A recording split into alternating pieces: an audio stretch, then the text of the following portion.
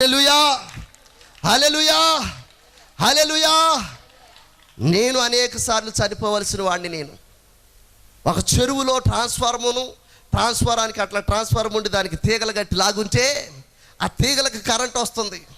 దాదాపు 7-8 సంవత్సరాల వయసు అప్పుడు స్నానానికి వెళ్ళి చెరువులోకి వెళ్ళి ఆ చెరువులో ఉన్నటువంటి తీగలు పట్టుకుంటే ఆ తీగలన్నీ టిట్టి ఊపేస్తూ ఉన్నాయి. నేను చనిపోవాలి, కానీ నాకు మరణము ఆ రోజున రాలేదు. అలా ఊగిపోతుంటే 5 నిమిషాలు 10 నిమిషాలు ఊగిపోతుంటే ఆ రోడ్డు అంట వెళ్తున్నటువంటి ఒక ఆయన నన్ను చూసి అంటున్నాడు, ఉరే చచ్చిపోతారా అని. అతను ఏం చేశాడంటే గబాల్లో వచ్చి ఆ పొడిగుడ్డతో ఏదో పట్టుకుని నన్ను బయటికి లాగాడేలాగా.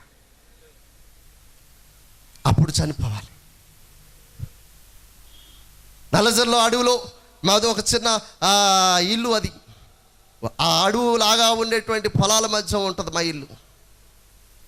ఆ ఇంట్లో నుండి బయటకు వస్తుంటే ఆ మెట్ల మీద ఉంది పాము. ఆ పాముని నేను తన్నుకుంటా పోయేలాగా నేను తన్నితే ఆ పాము వెళ్ళి అవతల పడింది. ఏదో గుడ్డ అనుకున్నాను, ఏదో తాడు అనుకున్నాను, ఏదో అనుకున్నాను, కానీ చూస్తే అది కట్ల పాము.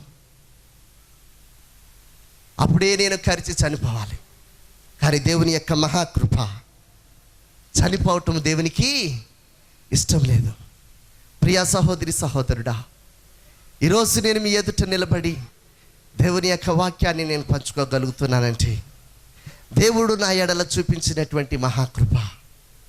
ఈరోజున అదే కృప నీ వెంట కూడా పడుతూ ఉంది, నీ వెంట కూడా పడుతూ ఉంది.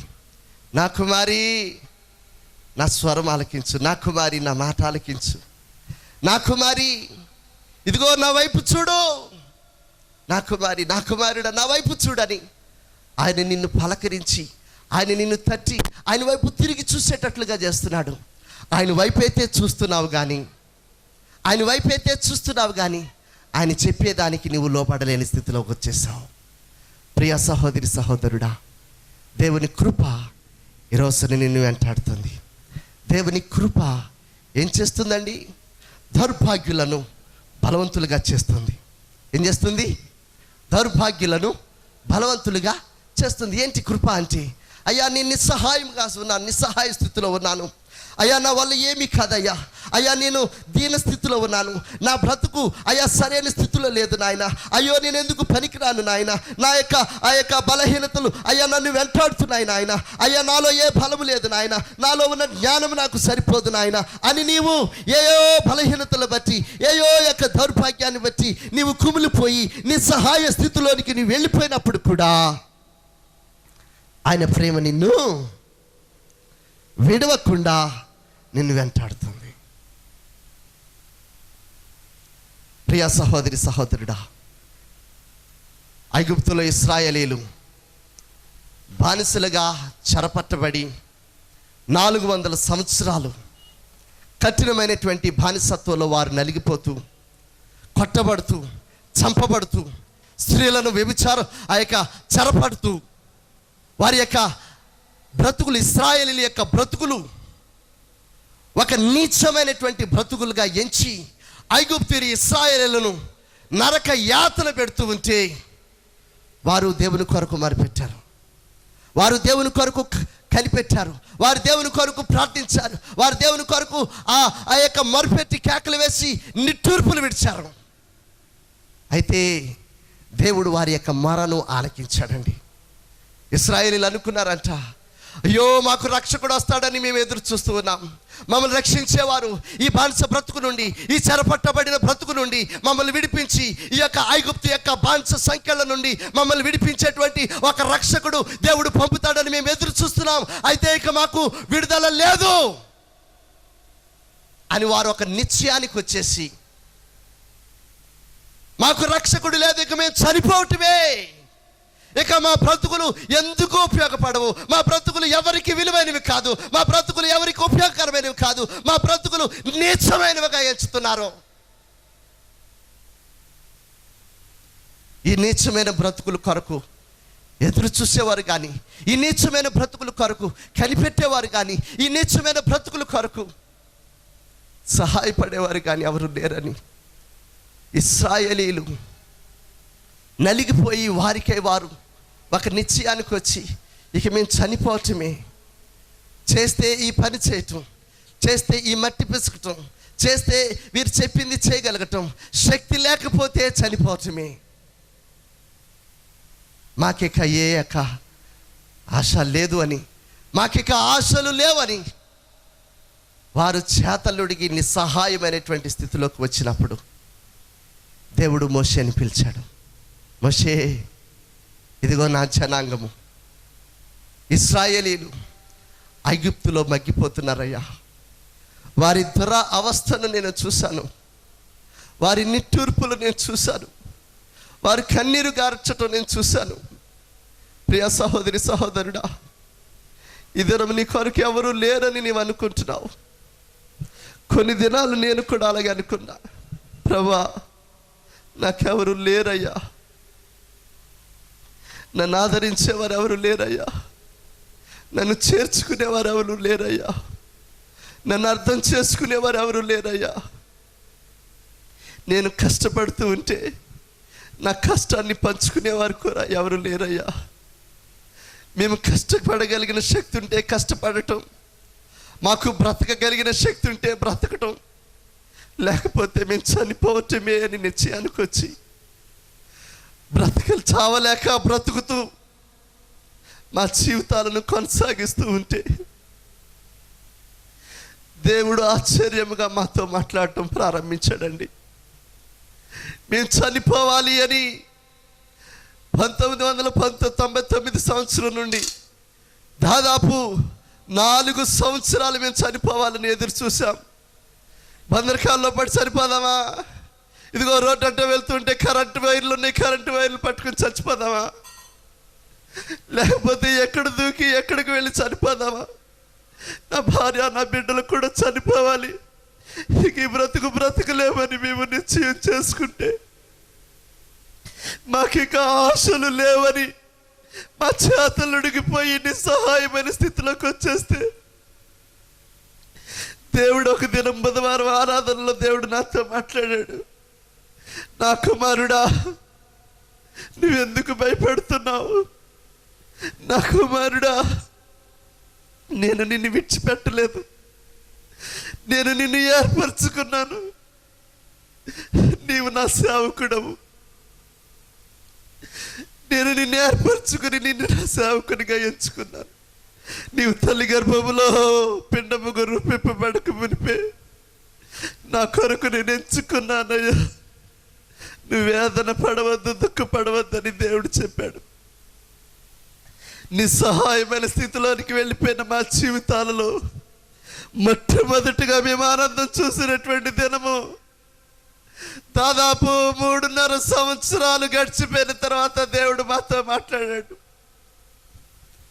ఆ 3.5 సంవత్సరాల తర్వాత నా కుమారుడా అని దేవుడు పిలిచినటువంటి ఆ పిలుపు చావడానికి సిద్ధమైపోయినటువంటి నా శరీరంలో ఏదో జీవం పోసింది. నా భార్యతో చెప్పా, పాస్టర్ గారితో, అమ్మ మనం చనిపోవలసిన అవసరం లేదు, దేవుడు కృపగలవాడు, ఆయన మన కన్నీరు చూస్తున్నాడు, ఆయన మనం పడుతున్న శ్రమను చూస్తున్నాడు, మన నిట్టూర్పును చూశాడమ్మా. మనం చనిపోవలసిన అవసరం లేదు, మన బిడ్డలు చనిపోవలసిన అవసరం లేదు. దేవుడు మనల్ని బ్రతికిస్తాడు, మనల్ని పోషిస్తాడు, తప్పకుండా ఈ సేవను కడతాడు, తప్పకుండా దేవుడు వాగ్దానం చేసినట్లుగా ఈ పరిచర్యను విస్తరింపజేస్తాడని మాలో మేము ఆ దినము దేవుడు మాట్లాడిన మాటలను బట్టి ధైర్యపరచుకొని మరలా బ్రతుకును కొనసాగించడానికి మేము నిలబడ్డాం. ప్రియ సహోదరి సహోదరుడా, ఈ దినము దేవుని యొక్క సేవకుడిగా నీకు నేను సాక్ష్యం ఇస్తున్నాను. యెహోవా కృపగలవాడు. ఈ దినం నువ్వు అనుకుంటున్నావేమో నాకిక ఆశలు లేవు, ఇక నా బ్రతుకు వ్యర్థము, నన్ను పట్టించుకునేవారు లేరు, నన్ను అర్థం చేసుకునేవారు లేరు, నా శ్రమను నా కష్టాన్ని చూసేవారు లేరు, అయ్యో నా యొక్క దీన స్థితిని ఎవ్వరు కూడా పట్టించుకోరు, ఇక నేను ఒంటరి వాడినైపోయానని ఈరోజు నువ్వు దిగులు పడుతున్నావా? ప్రియ సహోదరి సహోదరుడా, నువ్వు దిగులు పడవలసిన అవసరం లేదు. నేను నీకు చెప్పేటువంటి శుభవార్త, యేసు కృప గలవాడు, యేసు దయ గలవాడు, యేసు కనికరము గలవాడు, ఆయన దీర్ఘశాంతము గలవాడు. ఆయన నిన్ను రక్షించడానికే, నిన్ను బ్రతికించడానికే, నీలో జీవం పోయడానికే, అడుగట్టిపోయినటువంటి నీ బ్రతుకులో ఆ నీటి ఊటలను ఊరింపచేయడానికే నీ దగ్గరికి వస్తున్నాడు. ఈ రాత్రి నువ్వు దేవుని వైపు చూడగలవా? ఈ రాత్రి నువ్వు దేవుని వైపు చూసి, ప్రభువా, నాలో నీ ఊపిరి పోయిన ఆయన, నాలో నీ జీవం పోయిన ఆయన, ఈ శ్రమను నేను తట్టుకోలేకపోతున్నాను, ఈ యొక్క కష్టాన్ని నేను తట్టుకోలేకపోతున్నాను, ఈ ఒంటరితనాన్ని నేను తట్టుకోలేకపోతున్నానని నువ్వు దేవుని వైపు చూసి, దేవుని వైపు చూసి నీ హృదయముతో, నీ అంతరంగముతో, నీ మనసుతో, పరిపూర్ణమైనటువంటి నీ మనస్సాక్షితో నువ్వు దేవునితో చెప్పు. ఇప్పుడే దేవుడు నీతో మాట్లాడతాడు. ఇప్పుడే నా కుమారి అని నీతో మాట్లాడతాడు. నా కుమారుడా అని నీతో మాట్లాడతాడు. ప్రియ సహోదరి, సహోదరుడా, దేవుని ప్రేమను బయలుపరచాలని మేము ఆశపడుతున్నాం. దేవుడు ప్రతి వారి ఎడల తన సంకల్పం బయలుపరచాలని ఆశపడుతున్నాడు. ఆయన ఎంత ప్రేమిస్తున్నాడో, ఆయన ఎంత మనల్ని మన కొరకు పరితపిస్తున్నాడో మనం అర్థం చేసుకోవాలి. అంటే మనము ఆయన తట్టు తిరగాలి. నీవి రాత్రికాల సమయంలో ఆయన తట్టు తిరిగావా? ఆయన వైపు చూస్తున్నావా? నీ శ్రమ ఏదైనా, నీ కష్టం ఏదైనా, నీ దుఃఖం ఏదైనా, నీ వేదన ఏదైనా, నీ దౌర్భాగ్యం ఏదైనా, నీ దిక్కుమాలిన స్థితి ఏదైనా, నీవు దేవుని వైపు తిరిగి చూస్తే చాలు, దేవుడి నీ బ్రతుకులో జీవం పోస్తాడు. దేవుడు నీ బ్రతుకులోనికి జీవం పోస్తాడు. ప్రియ సహోదరి, సహోదరుడా, ఆయన కృపగలవాడు. ఆయన కృపగలవాడు కాబట్టి, ఆయన వాత్సల్యత ఎడతెగక నిలుచున్నది కాబట్టి మనము నిర్మూలము కాకున్న వారము, మనము నిర్మూలము కాకున్న వారము. ఇశ్రాయేలీయుల యొక్క కన్నీరు చూశాడండి దేవుడు. మోషేతో మాట్లాడుతున్నాడు, మోషే నువ్వు వెళ్ళు, నా జనాంగమైనటువంటి ఇశ్రాయేలీయులు వారు వెట్టి చాకిరి చేస్తూ, అయ్యో మాకిక ఆశలు లేవని వారు మరణమైపోవటానికి సిద్ధమవుతున్నారు. వారిని విడిపించడానికి సమర్థుడవు, శక్తిమంతుడవు నీవే. నేను నీకు తోడై ఉంటాను, నేను నీకు దేవుడినై ఉంటాను. ఇదిగో నీకు అన్నైనటువంటి అహరోను నీకు సహకారిగా ఉంటాడు, నువ్వు వెళ్ళు అని చెప్పినప్పుడు ఈ యొక్క మోషే అంటున్నాడు, అయ్యా నా వల్ల కాదు నాయన, ఈ పని చేయటం నా వల్ల కాదు. అయ్యో ఇంత భారం నేను మొయ్యలేనయ్యా, ఎంత కష్టం నేను మొయ్యలేనని ఏవో సాకులు చెప్తున్నాడు. అయ్యా నేను నోటి మాంజం గలవాడిని అయ్యా, నాకు జ్ఞానం లేదయ్యా, నేను వెర్రివాడినయ్యా, నేనే ఒకవేళ మాట్లాడితే నన్ను చూసి అందరూ నవ్వుతారయ్యా. అయ్యో నా వలన ఏమీ ఉపయోగం ఉండదు, నువ్వు మరొకరిని చూసుకో అంటున్నాడు. యెహోవా కృప గలవాడండి. కృపలో ఉన్నటువంటి బలము మోషేలో మనకి కనబడుతుంది. కృప ఎంత బలమైనది అంటే, బలహీనుడును అనుకున్నటువంటి మోషే 32 లక్షల మంది ఇశ్రాయేలీయుల యొక్క 32 లక్షల మందిని ఐగుప్తు బానిస సంఖ్యల నుండి విడిపించగలిగినటువంటి శక్తి మోషేకు దేవుడు ఇచ్చాడు. దేవునికి స్తోత్రం. చప్పట్లు కొట్టి దేవుని స్తుతించండి. హల్లెలూయా. అయ్యో నా వల్ల కాదు అనుకున్నటువంటి మోషే 32 లక్షల మందిని 32 లక్షల మందిని విడిపించుకుని వచ్చాడు. 6 లక్షల మంది కాల్బలమంట. గమనించండి ప్రియ సహోదరి, సహోదరుడా, ఎలా బలపరిచాడండి మోషేను. నిస్సహాయుడుగా ఉన్నటువంటి మోషే ఏ స్థితికి వెళ్ళాడంటే, ఫరో అంటే మామూలు కాదండి, ఐగుప్తు అంటే మామూలు కాదు, ప్రపంచాన్ని ఏలుతున్నటువంటి చక్రవర్తి ఫరో, నియంత ఫరో. అటువంటి నియంతతో మోషే ఏం మాట్లాడుతున్నాడంటే, ఫరో నా ప్రజలను నీవు పంపించకపోతే ఇదిగో నీకు జరుగుతున్నటువంటి సంభవమును నీవు చూడు. ఫరోను శాసించి భయపెట్టి, అయ్యో మోషేకు యెహోవా ఉన్నాడు, మోషేకు దేవుని బలం ఉంది, మోషేకు దైవజ్ఞానం ఉంది, మోషేకు అపో తిరిగేలేదని భయపడిపోయేటువంటి స్థితికి ఫరోని తీసుకొచ్చాడు. ఐగుప్తు రథాలు మోషేని ఏమి చేయలేకపోయినవి.